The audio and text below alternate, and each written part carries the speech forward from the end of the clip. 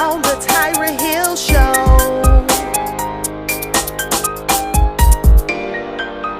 Let's talk about it, Tyra Hill Show. Hello, and welcome to the Tyra Hill Show. I am your leading lady, Tyra Hill, and this is my guest, therapist Tracy Harris. This is part 2 of our Black women and mental health conversation. Tracy, the conversation has been amazing.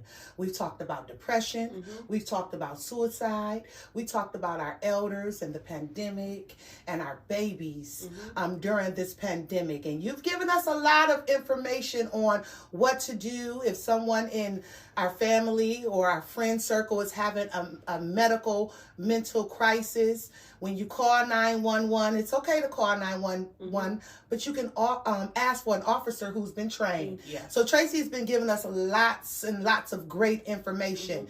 We left off, Tracy, and we were talking about the crisis within the African American community with the crack pandemic. Yes. And the difference that we see from the 80s when it was criminal now to where you think about the opioids and everything else to now it's a health crisis. Right, it's a health crisis. So I want to let you finish that statement. No, it's just those changes that have happened. And when it was happening in the 80s, it was an epidemic then, just like it was now. But because, like I said before, it went outside of the Black community of just affecting us. And it started to creep into other communities, other races, other cultures.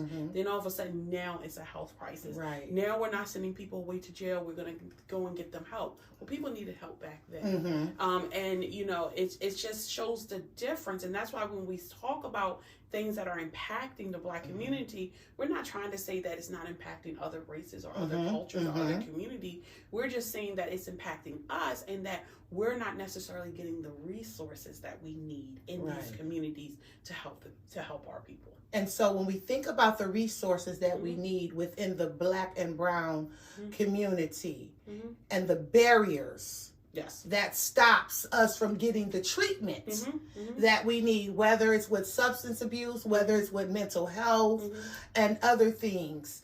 You know, there is a lack of therapists that look like us. Yes, there is. There is a lack of therapists that look like us and that are male. Yes, very much so.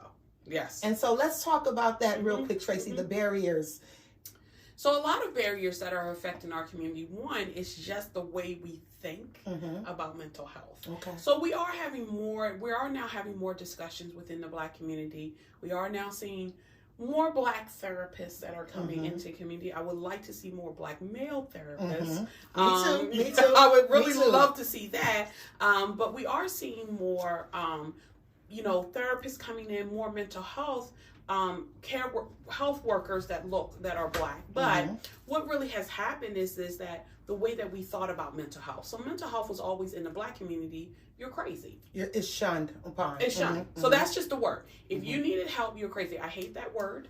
I hate when my clients use it. No one's crazy. We all have issues that we're dealing with. We're all suffering from something. Real issues. Right. So no one's crazy because they don't know how to manage their mood or how to do that if they haven't been taught to do so. Okay.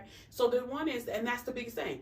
You're crazy, and whatever's going on, you keep it to yourself and you deal with it, right? You don't go outside of these walls. You don't tell our business. You don't do any of those things. And that has always been the stigma in the Black community. And that is what has always stopped people in the Black community from getting help, right? So that was one of the barriers. Other barriers could be income. Okay. Insurance. The funding. Insurance. For a long time, and we're doing better with that now. But for a long time, if you didn't have insurance, you couldn't get mental health treatment. Right. And even if you did find a therapist that you really like and you were paying out of pocket, therapy is expensive. Very much so. Very much expensive out of pocket. Unless you're finding a therapist that would like to work with you and willing to do sliding scale fees that they are doing now. But now what we're having, especially if you're in Maryland, we have what is called the pro bono counseling center, and that's located in Towson. That if you call them, they will find a therapist that will see you for free. That's amazing, Mm-hmm. Tracy. Yes. Because I know financially, especially with the pandemic, people aren't working. Right. Yes. People aren't working. People don't have insurance. Right. People don't have insurance. Mm-hmm. And some people that have insurance, their insurance may not cover mental health. That's another issue. You know, and so when I think about you talking about the barriers, the stigma, mm-hmm. the one thing that ran through my mind was what goes on in this house mm-hmm. stays in this mm-hmm. house. Mm-hmm. And we've been suffering silently. Yes. From childhood trauma, mm-hmm. generational trauma, mm-hmm. generational curses, sexual trauma. Yes, most definitely. Molestation, mm-hmm. rape, mm-hmm. you name it, someone has experienced it, yes. right? Mm-hmm. And so when I think about those sayings and the stigma that has been put on mental health within the Black community, especially because most Black people are spiritual. Mm-hmm. And so we go to church. For everything. You know what I'm saying? We go to church, right? And so I remember hearing people say, ain't nothing wrong with you, just pray about it. Oh, yeah. And can I just look in the camera real quick and say this? Your pastor is not equipped to help you through a mental crisis. Mm-hmm. Your pastor was put into position to help you spiritually. Now, once you go to therapy and you get the tools that you need, then you add the spiritual component in there, and then you'll see yourself better off. Mm-hmm. But sweetheart, some things you just can't pray away. Yes. So don't let nobody stop you from getting the help that you need. Right. Yes, still pray and go find you a therapist. Yes. Yes. Did I say that politically you correct? said that Was it very politically correct? Yes. Okay. And there's no other way that you could have said. Okay. It is so true. You know, your pastors, most of your pastors they have not been through any type of training to counsel, Mm-hmm. and to counsel on the level that we're counseling Mm-hmm. on. And I want to make this very clear. There are therapists. We have so many different theories and perspectives that we work from. Mm-hmm. There are therapists that work within religion. Mm-hmm. Okay, Mm-hmm. so you can find a therapist who works more around religion Mm-hmm. and those things, and who will guide you through that. Mm-hmm. So there's therapists on every level. Mm-hmm. So you do not have to just say, "Well, I just have to pray about it." And this is the thing I say. I said, when we get on our knees and pray, we're asking God to give us what we need in order Mm-hmm. to help us, right? Mm-hmm.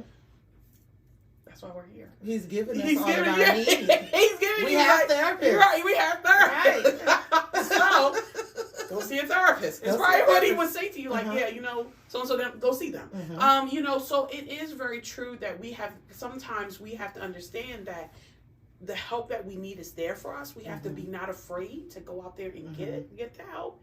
And I wish, and this is another thing I will say, I wish that more Black men would go into therapy. And that's what, and right there, Mm-hmm. and this right here is the stigma. Yes. Men don't cry. Mm-hmm. Let me tell you something. I love me a good cry because it's soul cleansing. And then let me say this too. We have to, as a woman, and especially for me, because I'm a Black woman, I have to make it okay for the men in my life to be able to come to me and have a conversation when there is a breakdown within them. Yes. Not call them punks, not tell them men don't cry, real men don't cry, not tell them, butter up cupcake, you know, things of that nature that we say, or be a man. Right. You know, no. It has been extremely hard on the kings as well as the queens, Tracy. Yes. Because one thing I know for certain, and two things I know for sure, is I'm not a man. And so even though as a Black woman I get discriminated against, I'm profiled, I can only imagine what Hill and our son goes through. Right, exactly. You know? And so we have to make them feel like it's okay, that they can trust us, give them a safe space to come and have real conversations. Yes. And that's what I try to tell people. There is this thing where we do have a tendency to, and I will say, not all, but we do have a tendency to demasculate our men in some ways. Like, oh, well, you're crying. Well, first of all, crying is healthy. If I hurt, I cry, right? If I'm happy, sometimes I cry. But it also, people don't understand that crying also helps to balance your mood. So only a therapist would know that, though. Good therapy. So crying has great benefits to it that most people, when they finish crying, they're like, wow, I feel really good. Yes. I feel so much better. You're literally purging your soul. Purging, yes. And you're bringing your mood. It's like, now I feel kind of, I'm not as anxious as I was, or I'm not depressed, because you're letting go. You're releasing. Or angry. Releasing. If I'm constantly stuffing, and that's what I call when we don't express ourselves, when we don't have the room to actually say how we feel, we tend to stuff our feelings. Well, that is what anxiety and depression comes from, right? It comes from not being able to express ourselves and not being able to have someone listen that can validate what we're feeling. So we have to start giving our Black men the opportunity. If they sit and cry with you, I don't know why people hate to see, but when I see a Black man cry, I cry. Right? It's like something just very touching about it's more manly to me. Exactly. Like, I will actually sit there and shed tears because I'm like, oh my God, that's so, to me, it's so beautiful. It is. You know what I'm saying? I don't understand that if men don't cry, then it's like, or if they cry, then they're a punk, or they're this, or they're that. It's actually very healthy, and actually only strong people. But if they don't cry, what's their outlet? Right. What's their outlet? Abuse? Abuse. You know what I'm saying? Like, if we don't give them permission, well, not even permission, if we don't give them a safe space, and if we don't make them feel comfortable enough with us, they're going to turn to abuse. Some turn to addiction, as far as pornography, and other things, drugs, alcohol, things of that nature. And so I understand now, because I'm in therapy, that everyone needs a safe place. Yes. And one of the things that I love about being in therapy, Tracy, is even when I'm talking to you, and let me tell y'all, Tracy should be crazy by now because Tyra Hill is her client. Right. But she just listens, and she gives me the tools. She never gives me advice. And I think that's what people get mixed up about therapy. Like, I don't want nobody controlling my life and telling me what to do. No, that's not what they do. That's not what they do. They give you the tools to control your life and to figure it out. Right. And so even when we're talking and I'm sharing with you, we've had days to where I've cried. And that was new for me because I was always raised to be a strong woman. Or I don't know how many times I've heard, you a strong Black woman. Oh, you strong because you went through that and you made it through this. Listen, it's nothing wrong with being strong. But you don't always have to be strong. And I learned that in therapy. It's okay for me not to always show up strong. Yes. It's okay for me to show up vulnerable. Yes. It's okay for me to just show up and kind of feel like blah. Because it might just be a rough day. It's okay to embrace the rough days, just like it's okay to embrace the great days. Yes. Because that gives us balance. Yes. And you also taught me to breathe. Yes. So now I'm breathing before I react. See, before I would react, and then all hell would break loose. Now I'm giving myself permission. Yes. To breathe. Yes, to breathe. Therapy is showing up in my life. It is. It's showing up in my life. And that's why I get so excited about it, because I want other sisters and other kings and the queens and kings to feel what I feel. I've had to work through some stuff, Tracy. You know this. It's my story, my life story. Go read my bio on my website. You will see what life story is. But I've had to work through some things, and things that I thought would weigh me down forever. And so I'm so happy that I made a conscious decision to invest into me and to work on my mind, to work on my mental, to work on my spirit and my soul, because I was drowning. I was literally in pain, drowning and covering it up. I looked good. I was walking good. But I didn't feel good on the inside. Well, and that goes back to just Black women and the way in which we are taught to deal with things, right? So we automatically have this thing where it's like, you need to be strong, right? be strong. You got to get things done, right? Like, you can't be too vulnerable. Someone's going to take advantage of that. It's like all this kind of stuff that Black women have been taught, even growing up, that we were taught certain things. So then it's kind of like we go on and we're like, well, I can handle it. No, you can't. And this is the one thing when I try to tell people, when I say that you cannot handle this, when I say that if you're struggling with something and if you think that you can just get over it or it'll be okay, and I don't even have to think about it. I can push it out my mind. It doesn't work that way. It is there and it needs to be dealt with. You know what I'm saying? Even strong people know when to say, hey, I need help. But even you just said something, because I suppressed a lot. Childhood trauma. And although I suppressed it and it was at the back of my mind, as soon as I would experience another trauma, it would trigger the trauma that I was suppressing. Yes. And so it would show up irregardless. It would regurgitate itself irregardless, right? And so I think for me, and you're absolutely right, when we hear the terms, and I know they're terms of endearment, but Black girl magic. I love displaying Black girl magic. Right. However, sometimes I ain't got no Black girl magic to display. Right, yeah. You know, or built tough. I love the fact that I'm from Michigan and I feel like I'm built tough. But sometimes I'm not tough. Sometimes I'm balled up trying to figure out life just like the average person that's walking this earth. And I would be lying if I said therapy was not one of the best decisions that Tyra Hill could have made for herself. It was for me. But my family, even my friends are benefiting from me on my healing journey. Yes. And when I say this because I think I have to be right, everyone should be in therapy. I mean that. And I think that people even say, well, therapists are in therapy. Yes, I have a therapist. Because I asked you that. I said, well, Tracy, what's your chair? And what I mean by that is when you have a stressful job, what's your out?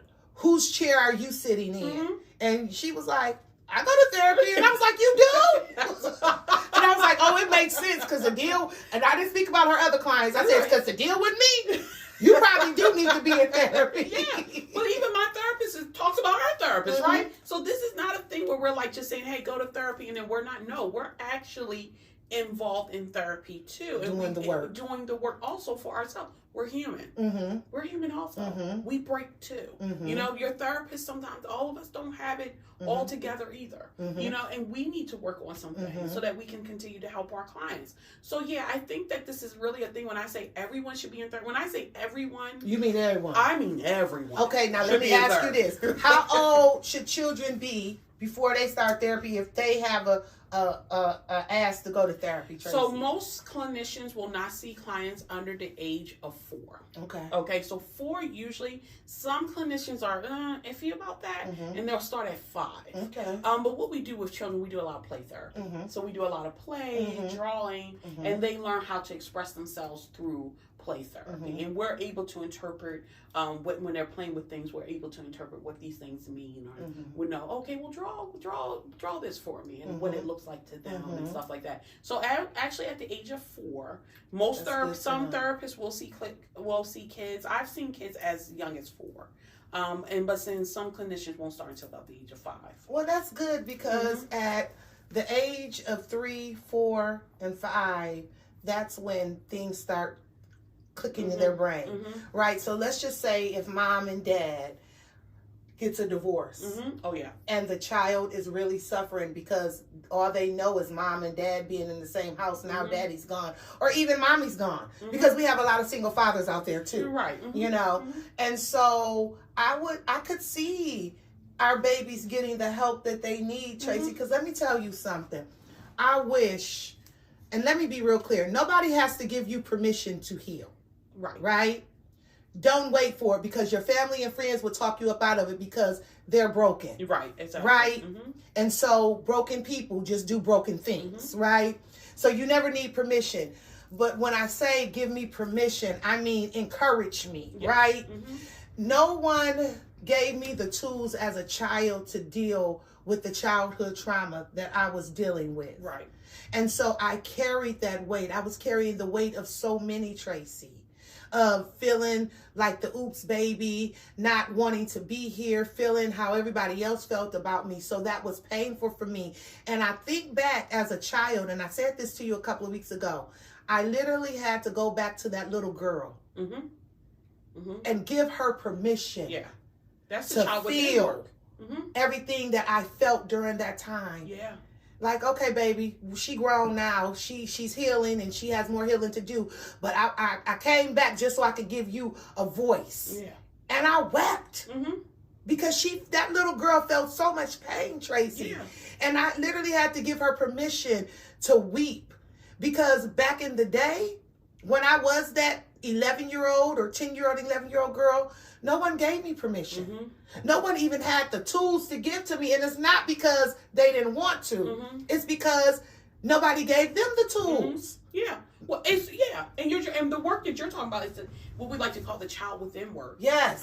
Which thank you for giving it a name. Yes. Yes. The child within. Right, and that's a lot of work that a lot of people should be doing is the child within work.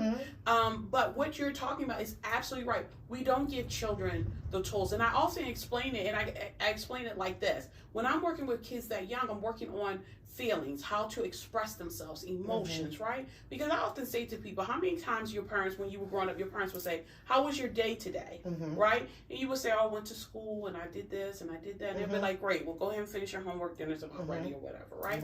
We very rarely say to kids, how did you feel? Right. We don't say that to kids. I don't think nobody ever asked me how did I feel as a kid. No. How did you feel? Never. I could go. And not to say that make them a bad person, but they didn't know. They didn't know, right? Right. So when I say to people, ask a kid how they feel, because I could go as an adult. I could go to work and have a great day at work. Doesn't mean I feel great. Right. So when I'm working with kids now, and before I get off I will have kids that will say to me, Miss Tracy, you didn't ask me my feeling word for today, and I'm like, my goodness, you're absolutely right. My bad. My God. What is your feeling word for today? And because they want to talk about how they feel. Tracy, they want someone to listen to them. So let me ask our audience, our viewers, what is your feeling word today? You know, you don't always have to feel good. Right. You don't always have to feel blessed. You know, we've been, how you doing? Blessed? Right. And you can be all messed up, wrapped up and tied up and tangled up on the inside. Yeah, it's the truth. And you still gonna have to bless. Right. And I think that's one thing we have to stop doing. We have to stop lying. Yes. And faking it until we make it. Yes. It's okay to have a bad day. It is okay. It is okay.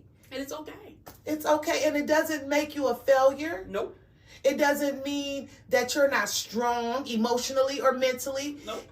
All that it means is you're human. Yes, exactly. And we have bad days. Oh, Tracy, therapy is showing up in my life, isn't it? Yes, it is. Get you some therapy.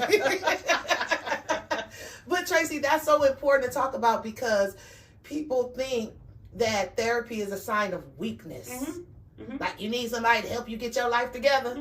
You know, you be like, huh? Like the things that I hear. Oh, I hear so much stuff about therapy. Right. And I'm like, I'm a therapist, right? Like, so when I hear you're not just going to talk junk in my face about like, so when I'm sitting there talking, I'm like, do they know I'm a therapist? Okay. Because, like, that is so not true, what you're saying. You know, it is this thing of, like, maybe I need someone just to talk to, right? I tell people all the time, a lot of my clients don't have any type of, they have a diagnosis of maybe depression or anxiety. You know how much common depression and anxiety? Because of daily life stressors. It's common. It's common. So sometimes they just need someone to come in and say, talk to, listen. I need to talk to you about and not judge them. And not judge them. There's no judgment here. When a client says to me, I feel I don't want to be judged, I'm like, who's judging you? I just want to hear what's going on with you so I can kind of help you through whatever you decide to do, because it's called self-determination. You have a right to determine how your life is going to look. That's not mine. It's your life. You have to decide that. So the thing about it is I just want to help you through. No one is judging you. No one is sitting here saying, oh, you shouldn't do those things. This is about you coming in and saying, look, something's not right. And I need to figure out what's not right, what's going on with me. And that's helping you through and that takes courage. It does. That takes courage.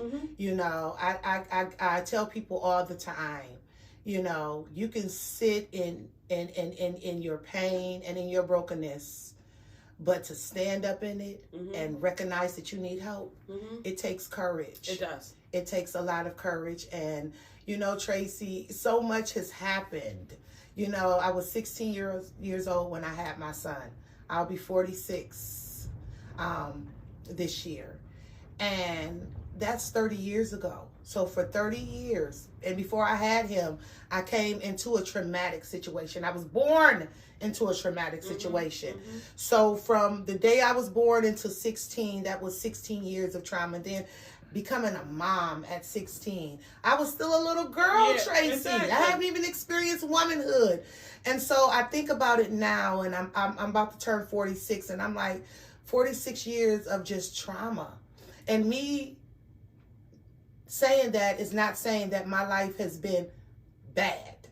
I'm not saying that. I've had experienced some bad things, and I've been through some things. My life has been good, right? As good as it could be when you're broken. But now that I'm healing, it's great. Right? And so I think about all of that, Tracy. I think about me being the teenage mom, the 16-year-old teenage mom. My first marriage with being the abused wife. Being born into a traumatic situation or a scandal, if you will. And just having to learn, and this was hard, to love me. Yes. To like me. And to forgive myself for decisions that I made that weren't beneficial to me, right? Because we all make mistakes. We all do crazy things or dumb things, but that doesn't write you off, right? You know, and you take that L, and it's not a loss, but it's a lesson, and you turn it into a life lesson, and you use that to make you better. And I'm so grateful that I had people around me who saw more in me than what I saw in myself, who were able to speak things over me and make me say, well, dang, I need help because I'm tired of being angry. I'm tired of pulling out my pistol and shooting at people. I'm tired of being on drugs. I'm tired of doing the right thing with the wrong men. I'm tired of giving away my most prized possession. I'm tired, and you get sick and tired of being tired and sick. And then you think, well, change begins with you. You write your story. Change begins with you and a mindset of wanting to change. Yes. You have to want to change. And so I'm grateful for your voice in my life. I mean, the little advice that you do give me, because she really doesn't give me advice. She'd be like, well, what you gonna do? Yeah, I do say that a lot. Well, what you gonna do? And she'll say, well, how did that make you feel? Because at the end of the day, you get to decide. We're talking about it, right? So now what you're going to do, right? Like, how are you then going to take all this stuff and what are you going to do with it? Are you going to stand here or are you going to move, right? And a lot of times because of fear, we get stuck and we stay. Or we're going to push through the fear so we can get on the other end, because really everything we want in life is on the other side of fear. Right? Wow. So it's not. Wow. It's not. That's good, stuff. Tracy. Say that again. Look in the camera and say that again, Tracy. Everything that we want in life is on the other side of fear. Wow. You have to be able to move through it, to push through it. Because fear, now tag team me because I'm going to tell them what fear is. Fear is false evidence appearing real. And so it will stagnate you. Yes. You know, and let's just put the what if. Let's just say what if. What if you heal? How dope and freaking awesome will you be? How better off will your family be, especially your children? And this is where I am now, having real conversations with my parents as a grown woman and not that broken little girl. Exactly. And having them to understand how important it is for them to acknowledge the pain that was brought into my life. Yep. And it's not to make anybody feel guilty, because here's the thing that I've understand since I've been in therapy and I'm healing. My parents did the best that they could, right? Yep. With what they had, right? And the things that I needed, that I felt like that they didn't give me, maybe they didn't have it in them to give. That's what I'm saying. Maybe no one gave it to them. And so when you go to therapy, it gives you a better perspective and you're able to forgive. You may not never forget, mm-hmm. but you're able to forgive, and you're able to move and maneuver into and walk into purpose and destiny and greatness. Mm-hmm. Yes, most definitely. Because you're no longer bound or broken or chained. Yep. Resentment and unforgiveness will keep you weighed down. Mm-hmm. Mm-hmm. Yes, most definitely. Most definitely. It is a part of it. It is a part of healing. What does my healing journey look like? And it does not look the same for everyone. Right. Right? The healing journey is very personal. All our journeys are. Mm-hmm. They're very personal. Mm-hmm. They're very much our own. And we go through so many different journeys in life. Mm-hmm. But the thing about it is like you have to understand that you have to say, at some point, I have to let go. Because I don't want to, Tracy, for mm-hmm. me, mm-hmm. I didn't want to be bitter and broken. Right. I didn't want to be an old, broken, angry, miserable lady because life had did me dirty. Yep. Life throws everybody curveballs, and I'm not downplaying anything that nobody has went through because I done been through some stuff. Go read my bio on my website. I done been through some stuff, right? But, Tracy, for me, I had seen what brokenness looks like, mm-hmm. what it feels like, and what it sounds like to be old and broken. Mm-hmm. And I kept saying, oh, that ain't going to be me. I ain't about to be no angry bird. Mm-hmm. You know what I'm saying? I'm not about to be an angry old lady. I'm not about to be an angry bird. And when it comes to younger women, I don't want to discourage them with my nastiness. Because, you know, bitter women, especially bitter old women, they be nasty. Yes, they be nasty. Extremely nasty. Yeah. And I didn't want to be her, Tracy. And so I made it my business. And then my grandsons are so adorable. Mm-hmm. And I wanted to give them something different. I wanted to do it differently for them. And I know that Nana, because that's what they call me, can't teach them how to be a man. Mm-hmm. But what I can teach them is what to expect from a queen. Mm-hmm. Mm-hmm. Yeah, and how she's supposed to come. Mm-hmm. You know what I'm saying? And we all got stuff with us, Tracy. But let me tell you, now, grandson, that's a red flag.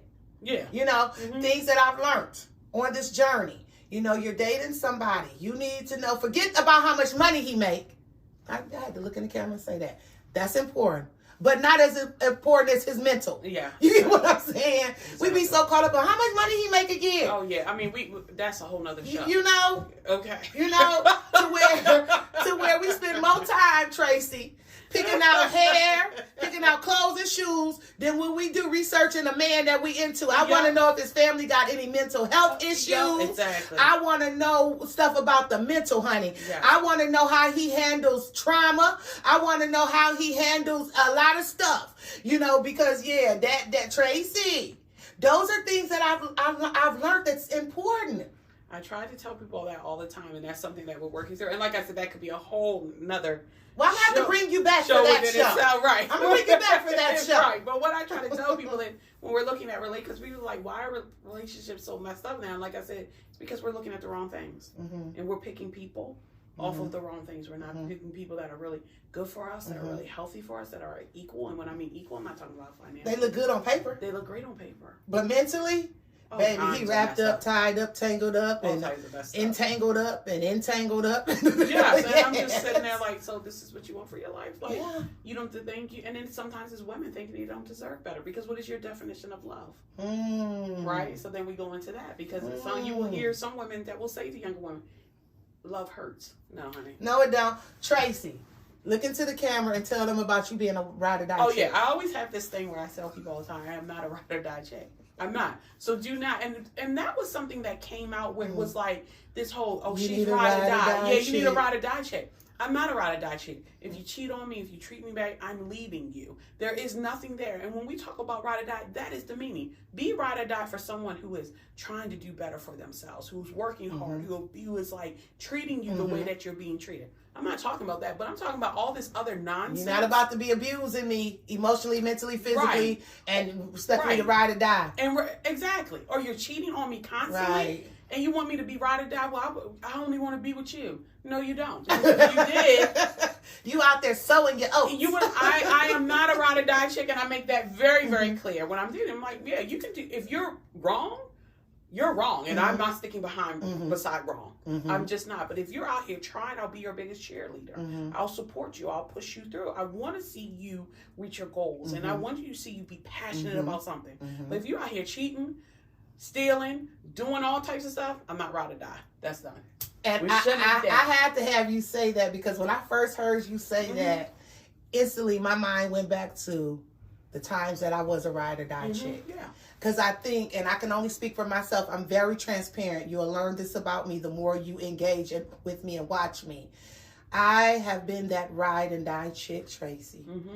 You know, and now that I'm a little seasoned, and when I see shows like For My Man, I be like, girl, you crazy. Yeah. You know when I watch one of them shows, right. You know?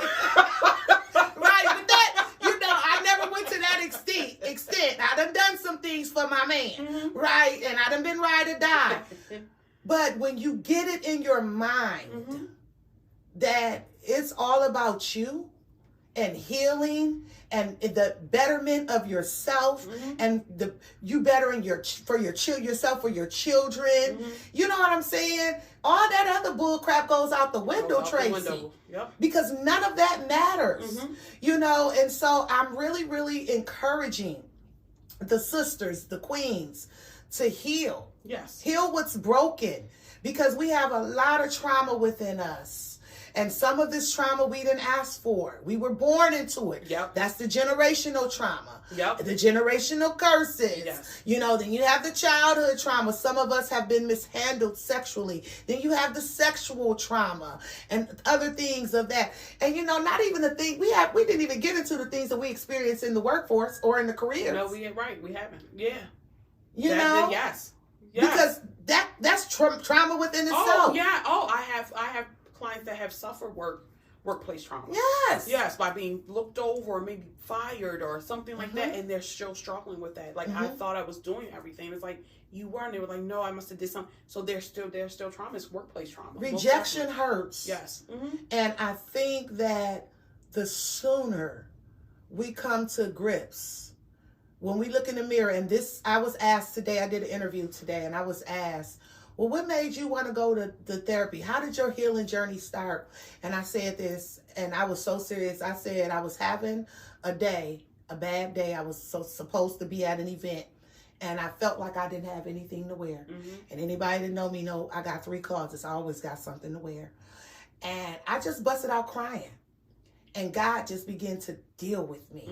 Like, you're spoiled, like a parent would, right? You're spoiled. You have more than enough. You're ungrateful. What's wrong with you? And I was literally crying, boo-hoo tears. And I was naked because I just got out the tub and I was in my closet looking for something to wear. And he said, look in the mirror. What do you see? And of course, you know, you get all serious with God. I see a beautiful queen.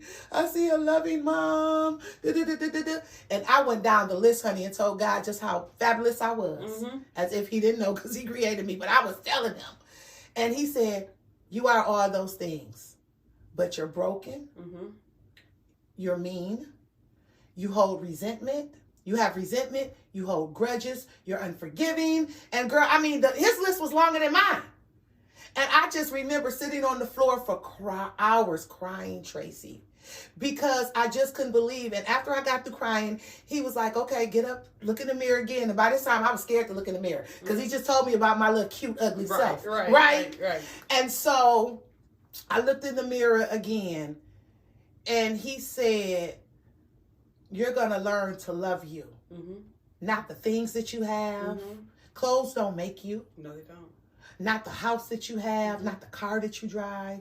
But I've been so good to you, and you still don't love you.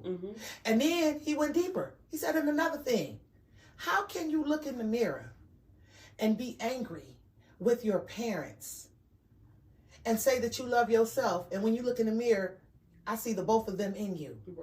You have to forgive them. And I was like, well, wait a minute, because they the parents and I'm the child, you know? But what I've learned is on this journey, and you've helped me, Tracy, thank you so much for helping me.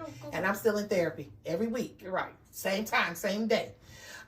Thank you for helping me to understand that my parents did the best that they could with what they had, because they too came from brokenness.